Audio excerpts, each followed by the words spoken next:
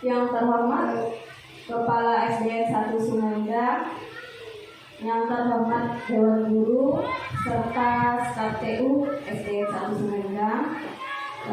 Terlebih dahulu saya ucapkan terima kasih karena telah berkenan untuk hadir pada kesempatan ini. Saya akan menyebarkan pemahaman dan menerapkan pengalaman budaya positif. Jadi ini merupakan tugas aksi nyata saya sebagai calon guru penggerak angkatan ke-7.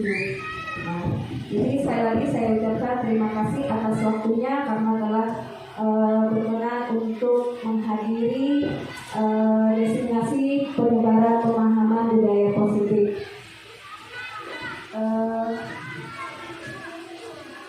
Konsep inti budaya positif yang pada hari ini akan saya sampaikan yaitu yang pertama adalah perubahan paradigma dalam pembelajaran, kemudian yang kedua adalah disiplin positif dan nilai-nilai kebaikan, yang ketiga teori motivasi, hukuman, penghargaan dan restitusi, kemudian keyakinan kelas, dan 5 posisi kontrol guru, dan terakhir ada segitiga restitusi. Nah, ini adalah materi yang akan saya sampaikan.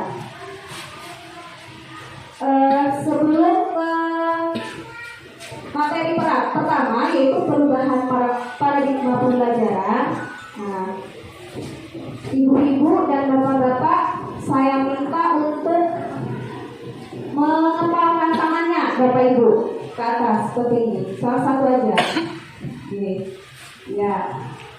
Nah, kira-kira kalau seumpama salah satu ibu atau bapak ini saya minta memegang kepala tangannya dan mempertahankan benda berharganya di tangannya. Kemudian salah satu guru diminta untuk membuka kepala tangannya. Terserah mau bagaimana caranya, mau dibujuk kah, mau dipaksa, atau mau diberi misalnya pertanyaan, terserah. Strategi yang digunakan untuk meminta guru lain membuka kepala tangannya tadi. Nah, kira-kira ibu seandainya punya benda berharga di tangannya dan temannya tadi meminta untuk membuka, kira-kira ibu atau bapak bersedia tidak? Tidak, karena ada benda berharga. Nah, karena tadi tidak, mengatakan tidak, maka saya tanyakan, kenapa kok tidak ingin membuka kepala tangannya? Kira-kira itu atas kemauan diri sendiri atau paksaan orang lain? Iya Ibu, terima kasih, jawabannya bagus sekali Ibu. Jadi kata ibu Dia tadi bahwa dia tidak mau membuka kepala tangannya karena kemauan diri sendiri. Nah, jadi yang mempunyai kontrol diri kita untuk membuka atau menutup kepala tangan itu adalah diri kita sendiri atas kemauan kita sendiri. Nah, ini berhubungan dengan perubahan paradigma belajar. Kenapa saya katakan seperti itu? Di perubahan paradigma itu yang punya kontrol itu bukan guru lagi, tapi murid itu sendiri. Dia yang memegang kontrol dirinya. Seperti itu. Selama ini kita beranggapan bahwa pembelajaran kita itu adalah pembelajaran yang berpusat pada guru. Jadi kita mengajarkan, anak mendengarkan, seperti itu. Nah, ternyata pembelajaran itu harus berpusat pada anak, atau yang sekarang kita kenal dengan apa Ibu? Peserta didik boleh. Belajarnya student center.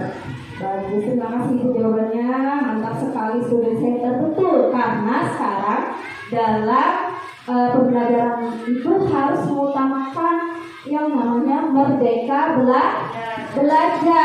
Merdeka belajar itu artinya pembelajarannya harus berpusat pada murid, iya, atau peserta didik. Jadi pembelajaran kita sekarang bukan lagi guru yang aktif, tapi murid yang aktif. Kita sebagai guru itu hanya bertindak sebagai penuntun atau among saja, seperti itu. Jadi guru itu hanya menuntun. Yang benar-benar belajar itu adalah muridnya, peserta didiknya yang aktif, seperti itu. Jadi sekarang itu dikenal dengan pembelajaran diferensial, pembelajaran yang mengutamakan kebutuhan anak. Jadi pembelajarannya kita tidak hanya satu, tapi boleh dengan berbagai macam model pembelajaran yang kita terapkan. Nah, seperti itu. Ini adalah paradigma perubahan yang perbedaan antara stimulus respon dan teori kontrol tadi yang yang kita sendiri itu sebagai pengontrol diri. Nah, ini beberapa ibu di slide itu perbedaan stimulus respon dan teori kontrol atau pilihan. Kalau dulu kita itu sebagai guru mencoba mengubah orang agar berpandangan sama dengan kita, seperti itu. Nah, sekarang kita berusaha memahami pandangan orang lain tentang dunia, seperti itu. Kemudian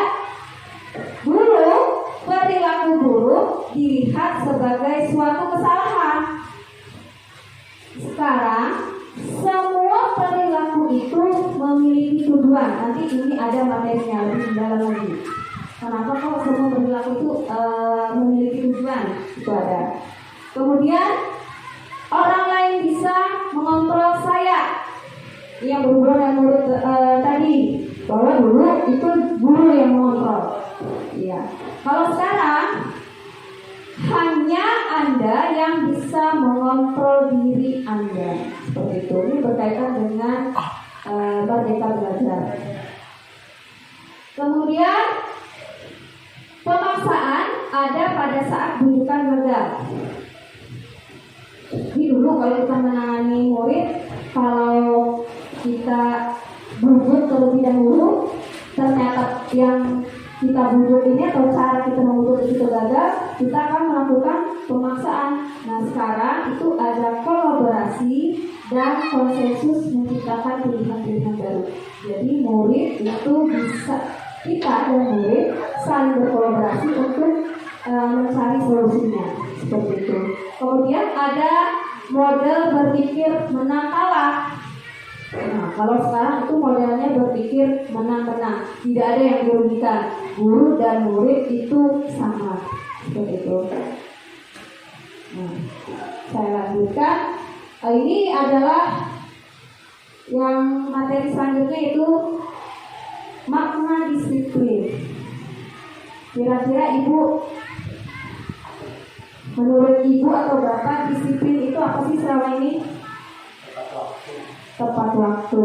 Ada lagi Bu?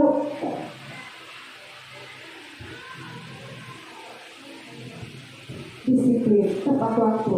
Betul, itu salah satunya, tepat waktu. Jadi disiplin itu berasal dari kata Latin, artinya disiplina, yang artinya belajar. Kenapa kok tadi berubah ke tepat waktu? Ada. Jadi ini berhubungan dengan disiplin diri. Disiplin diri membuat orang menggali potensinya menuju sebuah tujuan apa yang dia hargai. Kemudian dalam budaya kita, makna disiplin ini telah berubah. Salah satunya tadi tepat waktu.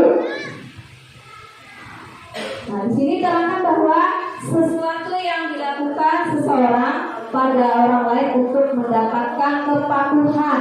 Jadi disiplin itu didefinisikan sebagai suatu kepatuhan.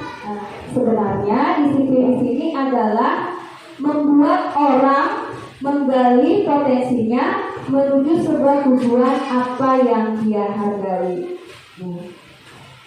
Apa yang dihargainya? Ada, yaitu nilai-nilai kebajikan universal. Pernah dengar Ibu Bapak nilai-nilai kebajikan?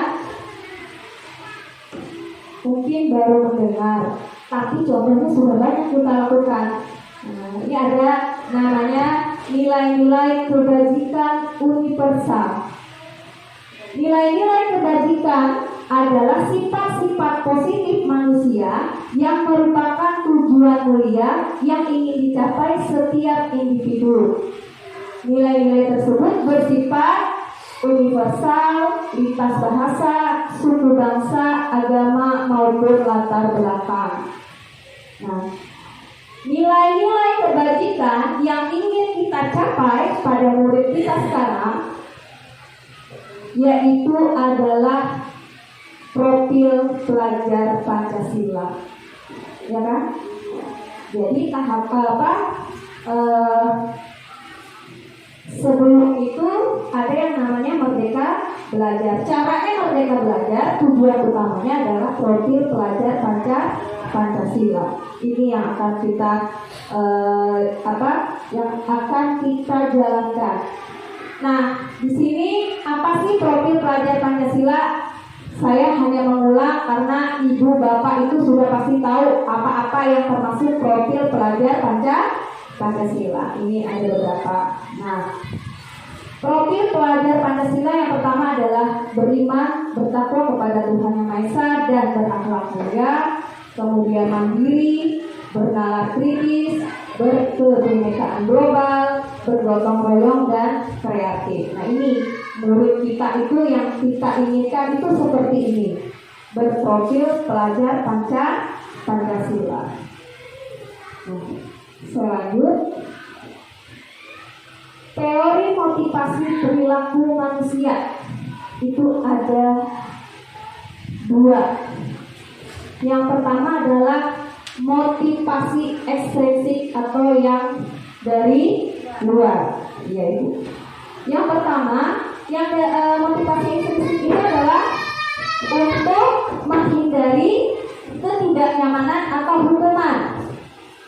Kemudian yang kedua, untuk mendapatkan imbalan dari orang lain atau institusi. Jadi yang selama kita ini jalani itu adalah motivasi ekstrinsik, bisa dari guru, dari kepala sekolah, atau dari temannya, seperti itu.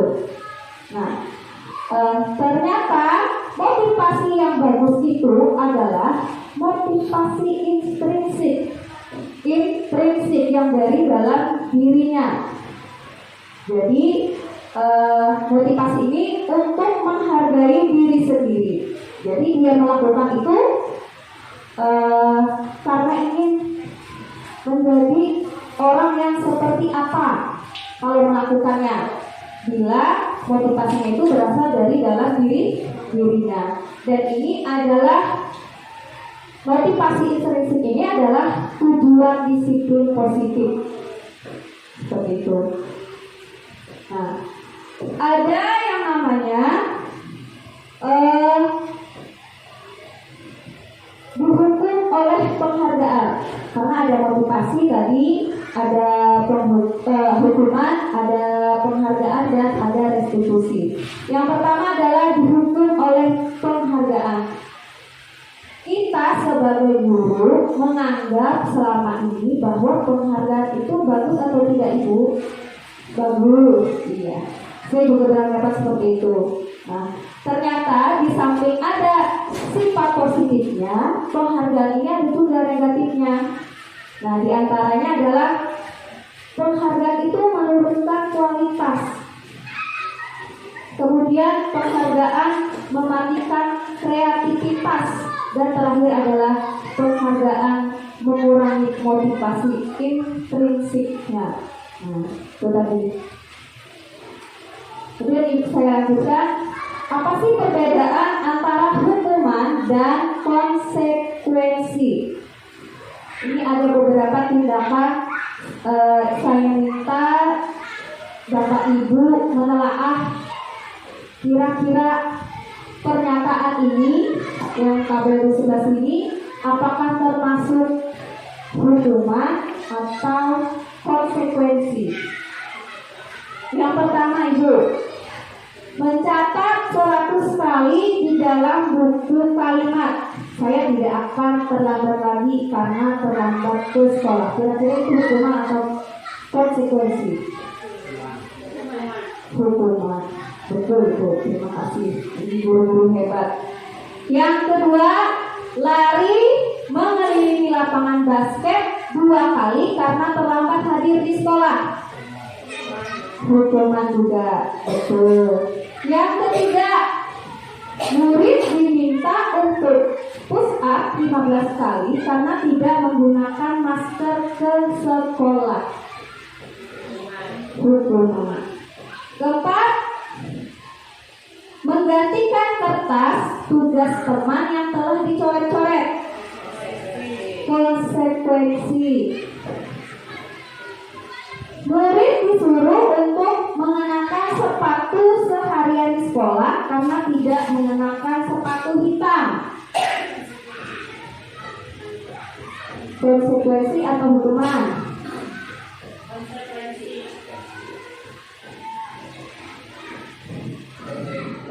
Murid disuruh untuk mengenakan sepatu seharian di sekolah karena tidak mengenakan sepatu hitam. Betul? Hukuman. Terakhir, lari mengelilingi lapangan basket 2 kali karena terlambat 10 menit untuk pelajaran PJOK. Konsekuensi. Iya. Nah, sekarang itu pernyataannya. Sekarang kita akan melihat perbedaan antara hukuman dan konsekuensi. Karena yang lebih bagus itu yang diterapkan adalah konsekuensi. Iya. Nah, ini adalah perbedaan hukuman dan konsekuensi. Yang pertama, hukuman itu sesuatu yang menyakitkan harus terjadi, sedangkan konsekuensi sesuatu harus terjadi. Kemudian membuat anak sakit bisa fisik maupun hatinya untuk jangka waktu lama. Nah, kalau konsekuensi dia membuat anak merasa tidak nyaman dalam jangka waktu pendek. Itu perbedaannya. Kemudian anak membenci kedisiplinan. Kalau konsekuensi anak menghargai disiplin. Begitu. Kemudian ada paksaan, ada stimulus tanggapan. Mendorong anak menyakiti diri sendiri. Mendorong anak agar mudah menyesuaikan diri. Konsep diri yang buruk, kemudian konsep diri yang baik. Anak belajar untuk menyembunyikan kesalahan karena ada hukuman tadi. Nah, kalau konsekuensi, anak belajar untuk mematuhi peraturan. Terakhir, marah, rasa bersalah, dipermalukan, dan merasa tidak dihargai. Kalau konsekuensi, kehilangan hak, dibuat tidak nyaman, diasingkan untuk sementara. Seperti itu perbedaan antara hukuman dan konsekuensi. Nah, setelah itu ada yang namanya restitusi. Pernah dengar Bapak Ibu? Belum. Saya juga baru tahu setelah belajar modul 1.4 tentang budaya positif ini. Ada yang namanya restitusi. Apa itu restitusi? Restitusi adalah proses menciptakan kondisi bagi murid untuk memperbaiki kesalahan mereka sehingga mereka bisa kembali kepada kelompok mereka dengan karakter yang lebih kuat. Jadi, restitusi juga merupakan proses kolaboratif yang mengajarkan murid untuk mencari solusi masalah mereka dan murid untuk berpikir tentang orang seperti apa yang mereka ingin menjadi dan bagaimana mereka harus memperlakukan orang lain. Tadi ada hukuman, ada konsekuensi, ada restitusi, seperti itu. Nah, ada 9 ciri-ciri restitusi. Yang pertama, bukan untuk menebus kesalahan, namun untuk belajar dari kesalahan. Kedua adalah memperbaiki hubungan. Misalnya ada kejadian antara murid yang berkelahi kan.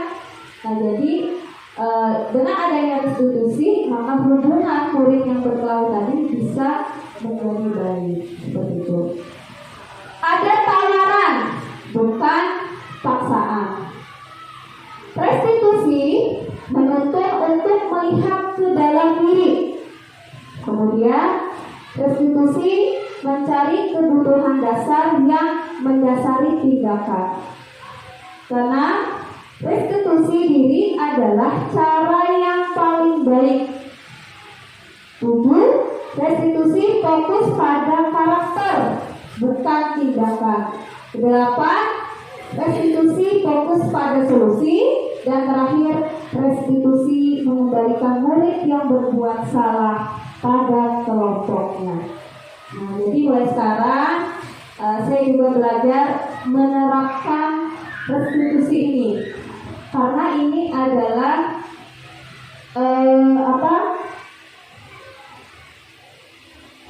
restitusi ini adalah cara yang baik bila kita menangani murid yang mengalami masalah seperti itu.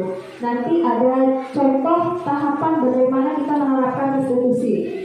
Nah, jadi kedepannya mudah-mudahan guru SD 1 Sungai Unang itu tidak melakukan hukuman, tapi dengan cara restitusi seperti itu. Sebelum ke situ ada namanya keyakinan kelas. Pernah dengar Ibu, Bapak? Keyakinan kelas? Saya juga baru tahu keyakinan kelas. Jadi keyakinan kelas itu hampir sama dengan peraturan, tapi nanti ada perbedaan. Nah, mengapa tidak peraturan saja? Mengapa harus keyakinan kelas? Nah, di sini keyakinan kelas itu untuk mendukung motivasi intrinsik kembali ke nilai-nilai atau keyakinan-keyakinan lebih menggerakkan seseorang dibandingkan mengikuti serangkaian peraturan-peraturan seperti itu. Ini adalah ruang lingkup keyakinan kelas. Kita dulu yang kita jalankan selama ini adalah peraturan kelas seperti itu. Nah, ada peraturan kelas ruang lingkupnya, kemudian ke keyakinan kelas, kemudian ke lingkungan positif, yang terakhir adalah budaya positif. Nah, ini yang tadi akan kita capai, budaya positif itu. Langkah awalnya adalah membuat keyakinan kelas di kelas kita masing-masing. Seperti itu. Ada yang ditanyakan Bapak Ibu? Nah, ini perbedaan antara peraturan dan keyakinan kelas. Keyakinan kelas ini dibuatnya itu secara bersama. Betul itu, secara bersama-sama melibatkan guru dan murid. Kalau peraturan itu hanya guru yang membuat. Sekarang beda. Keyakinan kelas itu guru dan murid membuatnya setiap kelas. Nah, saya tanya, apakah keyakinan kelas masing-masing kelas beda itu? Beda, betul Ibu, beda. Karena yang membuatkan warga kelasnya. Misalnya saya sebagai wali kelas 6 membuat keyakinan kelasnya di kelas 6. Jadi melibatkan guru dan murid. Dan supaya keyakinan kelas ini berjalan, itu kita hanya memerlukan 6-8 keyakinan. yang harus dijalankan murid seperti itu. Misalnya dan lagi keyakinan kelas itu bahasanya tidak memakai kata yang bermakna negatif. Kalau dulu peraturan kita seperti itu ya. Jangan datang terlambat. Itu peraturan kita ya Ibu, Bapak. Sekarang kalau keyakinan kelas itu beda. Kata jangannya itu jangan dipakai lagi. Jangan, tidak, itu tidak dipakai lagi. Tapi menggunakan kata yang positif supaya keyakinan kelas ini bisa tertanam di pola pikir mereka. Nah, seperti itu. Misalnya tadi di sini perbedaannya peraturan dan keyakinan kelas. Yang pertama, kalau dulu kita mulai seperti ini. Selalu kembalikan buku ke tempatnya. Seperti itu. Sekarang beda. Kalau keyakinan kelas itu nilai kebajikan apa yang ingin kita capai, yaitu tentang tanggung jawab. Seperti itu. Jadi kita bisa cuma tanggung jawab. Dilarang mengganggu orang lain. Nah, di sini ada kata dilarang itu kan bermakna negatif maksudnya. Sekarang kalau di keyakinan kelas kita ganti menjadi menghormati orang lain. Hadir di sekolah 15 menit sebelum pembelajaran dimulai. Kalau keyakinan kelas seperti ini, menghormati orang lain dan berkomitmen. Seperti itu. Dilarang melakukan kekerasan. Nah, keyakinan kelasnya adalah keselamatan dan menghormati orang lain. Dilarang menggunakan narkoba. Kalau di keyakinan kelas, bahasa positifnya itu kesehatan. Jadi anak-anak itu gampang mengingatnya. Apalagi kalau anak-anak kelas 1 atau 2, kita menggunakan bahasa yang positif tapi tidak terlalu panjang. Seperti itu. Dan ada beberapa contohnya. Nah, ini adalah contoh keyakinan kelas, tapi ini yang saya tampilkan adalah keyakinan kelas 8. Nah, di sini ada 8 keyakinan. Jadi tadi bisa kita bikin antara 6 sampai 8 keyakinan agar mudah dijalankan siswa dengan penuh tanggung jawab. Ini beberapa contohnya. Misalnya kalau keluar minta izin, disiplin, bekerja sama, makan minum sambil duduk, berbicara sopan, tepat waktu, kalau bertanya tunjuk jari. Nah, ini kita buat dengan anak murid kita atau dengan peserta didik kita. Jadi mereka bebas mau nilai kebajikan apa yang ingin dijadikan keyakinan kelasnya, seperti itu. Nah, ada yang namanya kebutuhan dasar manusia. Itu ada 5. Ini kenapa? Ini nanti berhubungan dengan ketika kita menerapkan segitiga restitusi nanti. Jadi tujuan akhirnya mereka ingin mencapai kebutuhan apa yang ingin mereka capai dengan melakukan kesalahan seperti itu. Nah, ada 5 kebutuhan dasar manusia. Yang pertama adalah bertahan hidup. Bertahan hidup ini bisa tentang makan, minum, tempat tinggal, itu bertahan hidup. Kekuasaan, nah, ingin diakui dirinya, seperti itu. Ada kasih sayang dan rasa diterima. Kemudian kesenangan, dan terakhir adalah kebebasan.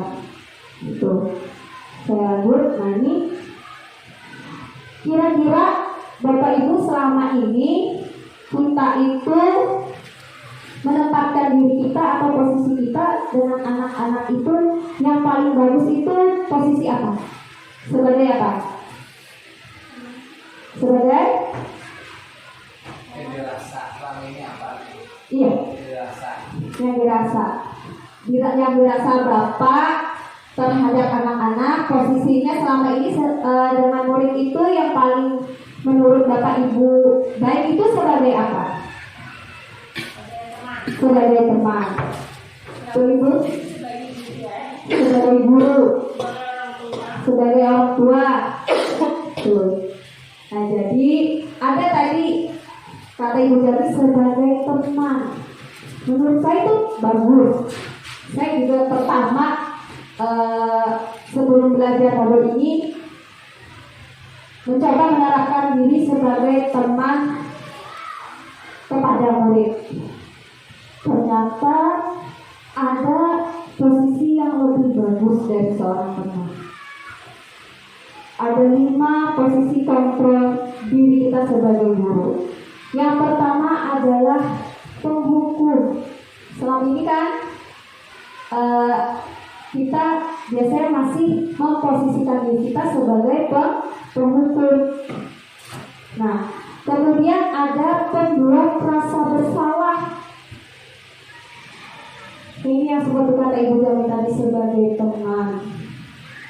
Dan ada sebagai pemantau. Terakhir, Ibu yang paling bagus itu adalah sebagai manajer. Nah, kelima ini bila kita terapkan, apa yang terjadi? Yang pertama, penghukum. Ternyata kalau kita memposisikan diri sebagai penghukum, itu mengakibatkan murid mengulangi kesalahannya. Seperti itu. Yang kedua, pembuat rasa bersalah. Akibatnya apa? Murid merasa rendah diri. Yang ketiga, ini yang selama ini banyak guru mungkin menjalankannya adalah sebagai teman. Bagi kita baik, sudah bagus, tapi ternyata ada dampak buruknya. Murid ini menjadi lemah, tidak mandiri, dan tergantung kepada guru yang dianggapnya teman tadi. Seperti itu. Dan dia hanya mau dimintai tolong salah satunya kepada guru yang dianggapnya teman. Seperti itu. Nah, kemudian ada pemantau.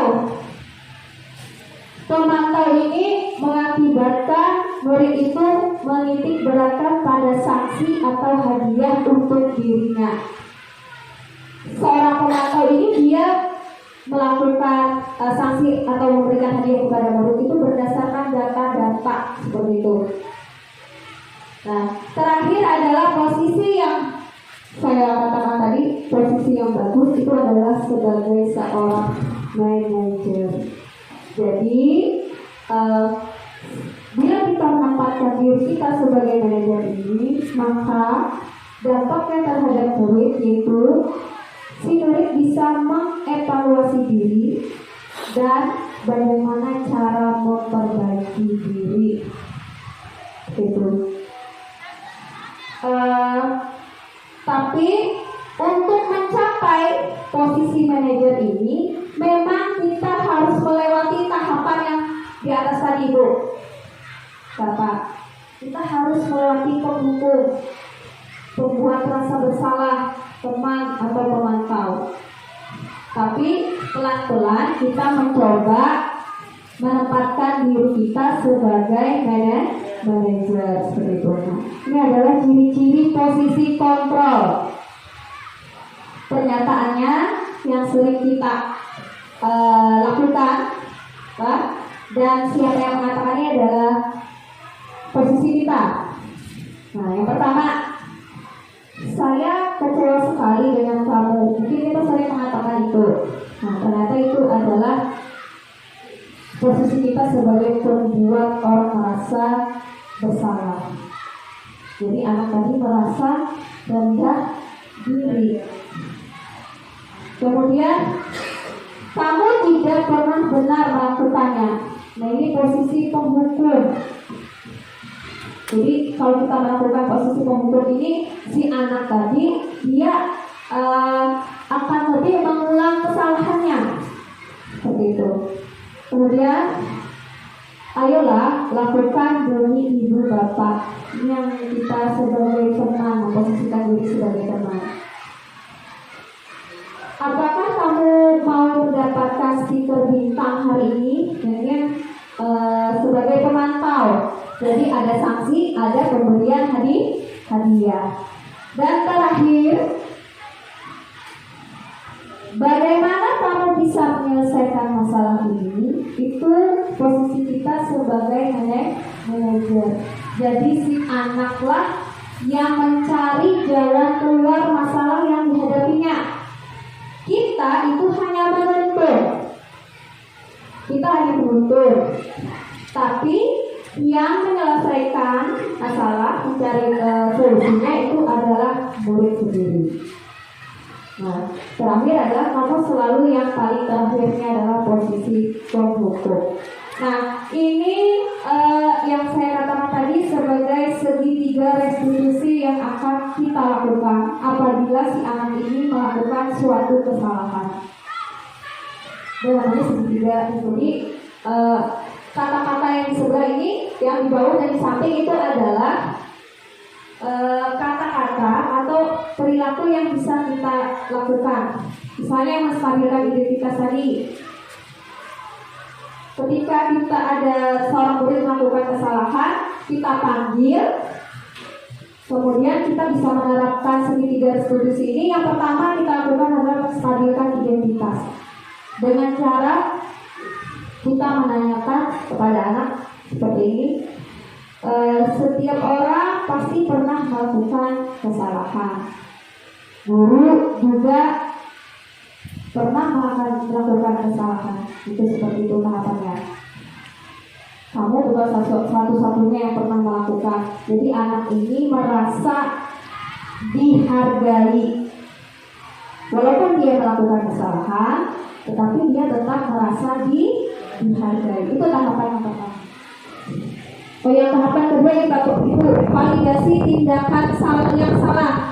Jadi setelah kita mengucapkan setiap orang pasti pernah melakukan kesalahan.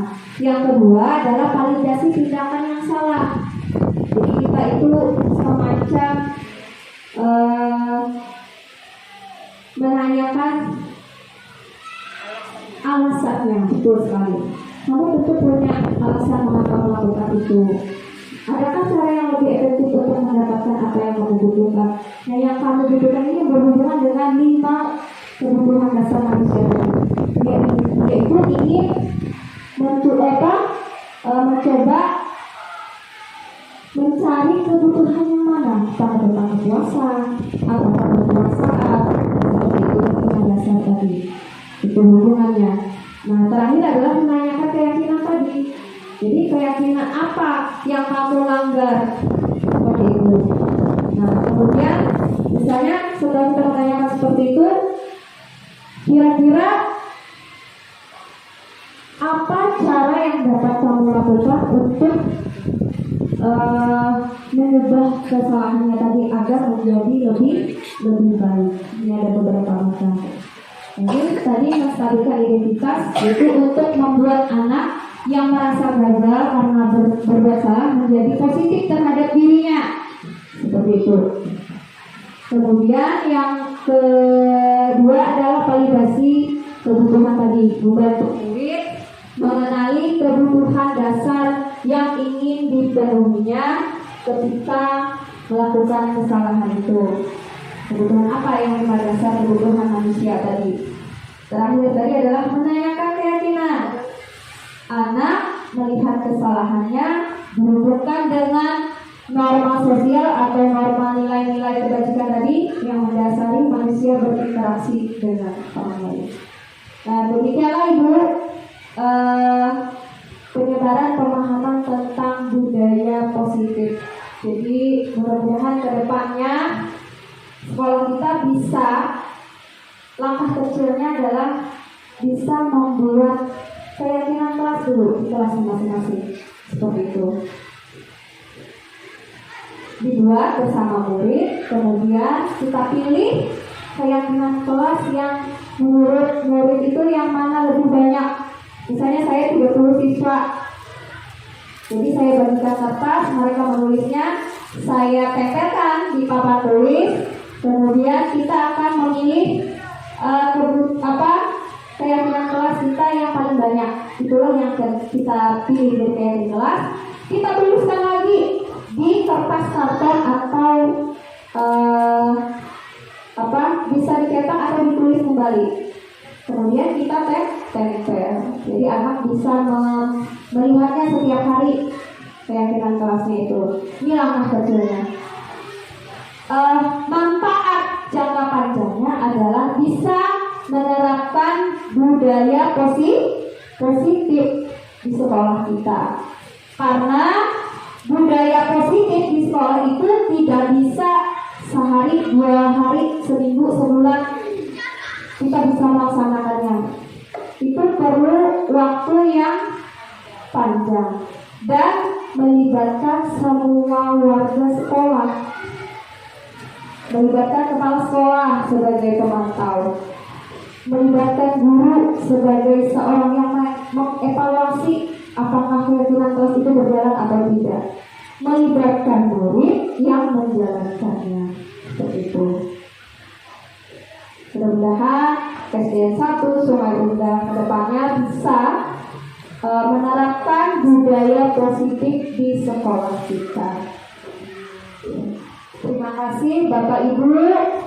Demikianlah penyampaian pemahaman tentang materi budaya positif. Dan saya akhiri dengan mengucapkan wassalamualaikum warahmatullahi wabarakatuh.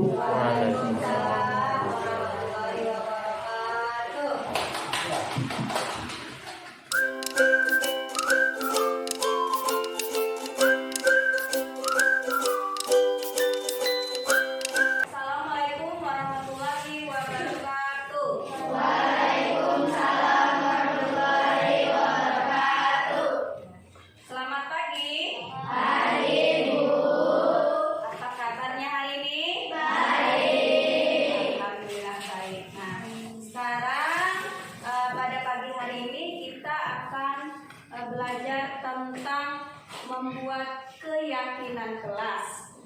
Ada yang tahu apa itu keyakinan kelas? Ada. Belum. Nah, jadi Ibu akan menjelaskan apa itu keyakinan kelas. Nah, jadi keyakinan kelas itu adalah kesepakatan antara guru dan murid dalam membuat nilai-nilai kebajikan yang akan kita jalankan di kelas kita. Nah, jadi kesepakatan kelas itu hampir sama dengan peraturan kelas. Tapi bedanya kalau peraturan kelas itu dibuat oleh guru. Nah, kalian yang mentaati peraturannya seperti itu. Sedangkan keyakinan kelas itu adalah peraturan yang dibuat oleh guru dan juga murid-murid yang ada di kelas 6 ini. Nah, itulah yang disebut dengan keyakinan kelas atau kesepakatan kelas. Nah, karena kita adalah kelas 6, maka nanti kita akan membuat keyakinan kelas 6 SDN 1 Sungai Undang. Nah,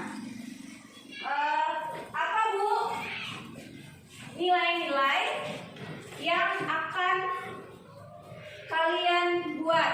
Nah, jadi nilai-nilainya itu adalah nilai-nilai kebajikan, nilai-nilai yang baik yang harus kalian jalani dan kalian taati. Tetapi nilai ini harus dijalankan itu dengan penuh tanggung jawab dan berdasarkan kesadaran kalian sendiri karena kalian yang membuatnya. Lah, jadi kalian yang melakukannya dan termotivasinya itu dari dalam diri kalian sendiri, bukan dari ibu, bukan dari kepala sekolah ataupun dari guru lain, tapi karena memang dari dalam diri kalian sendiri. Nah, kemudian nanti ketika kita akan membuat keyakinan kelas, itu pergunakanlah kata-kata yang positif. Nah, seperti apa Bu kata-kata yang positif? Kata-kata yang positif itu misalnya kalau dulu peraturan kelas misalnya jangan datang terlambat. Ada kata jangan. Padahal kata jangan ini adalah kalimat negatif. Nah, sekarang kita mulai mencoba membuat dengan kata-kata yang positif. Jadi kata jangan, tidak, itu kita hilangkan. Kita coba kata yang positif. Karena nantinya keyakinan kelas ini pada akhirnya akan membentuk kalian untuk melakukan budaya positif di sekolah. Misalnya, kalau tadi peraturan tadi jangan datang terlambat. Maka kalau di keyakinan kelas karena kata-katanya harus positif, kita ubah datang tepat waktu. Beda kan? Iya. Tadi menggunakan peraturannya tadi menggunakan kata jangan, sedangkan di keyakinan kelas kita menggunakan kata yang positif yaitu datang tepat waktu. Nah, itu adalah contoh kita membuat nilai-nilai kebajikannya. Nah, dan supaya keyakinan kelas ini bisa berjalan dengan baik, kita nanti membuat keyakinan kelas ini sekitar 7 atau 8 buah keyakinan kelas. Seperti itulah agar mudah kalian ingat dan mudah kalian menjalankannya dengan kesadaran diri kalian. Sudah paham? Sudah paham? Ya. Kalau sudah paham, nanti Ibu bagikan kertasnya. Silahkan kalian tulis apa keyakinan kelas yang ingin kita sepakati. Nanti kita musyawarahkan bersama seperti itu. Silahkan kalian tulis. Ibu bagikan satu-satu.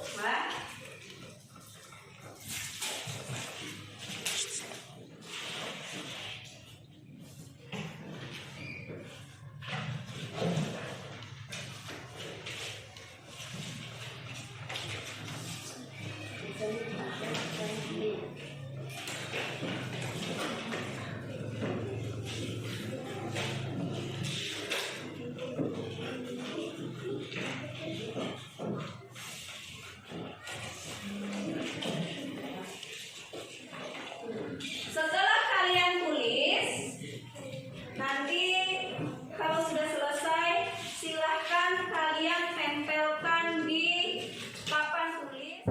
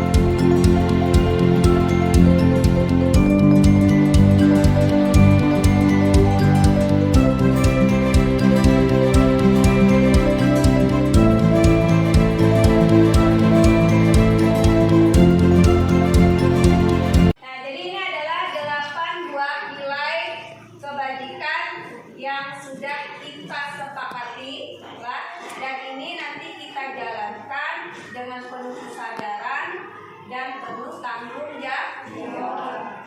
8 nilai kebajikan ini nanti akan Ibu tulis ke kertas karton yang sudah Ibu siapkan dan nanti akan kita tempelkan sama-sama di dinding agar kita bisa mengingat keyakinan kelas yang sudah kita sepakati. Sudah paham? Iya. Baik, Ibu akan menulisnya. Anak-anak, ini 8 nilai kebajikan yang sudah kita pilih dan kita sepakati sudah Ibu tuliskan di kertas karton dan nanti kita tempel di dinding. Ibu minta 2 orang temannya untuk menempelkan hasil kesepakatan kelas 6 SD 1 Sungai Indah.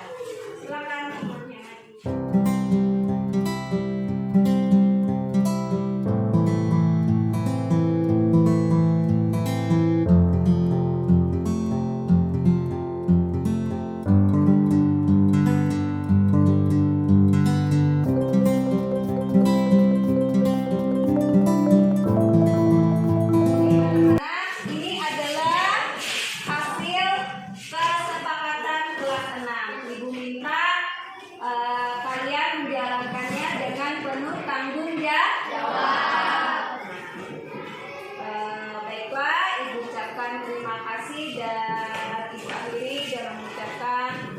Wassalamualaikum warahmatullahi wabarakatuh. Waalaikumsalam warahmatullahi wabarakatuh.